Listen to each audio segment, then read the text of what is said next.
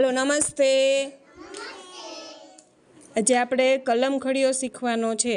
કલમ ખડીઓ ગાય ઘર ચકલી છત્રી ચમરૂક ચબલું ટપાલી।